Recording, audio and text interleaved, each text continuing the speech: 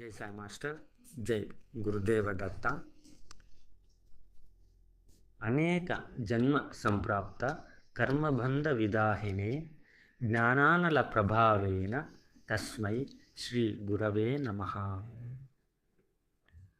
తన జ్ఞానాగ్ని చేత తనను స్మరించే వారిలో జ్ఞానాగ్నిని వెలిగించి దాని చేత అనేక జన్మల నుండి వారికి ప్రాప్తించిన కర్మబంధములను దహించి వేయుచున్నాడో అట్టి గురువునకు నమస్కారము.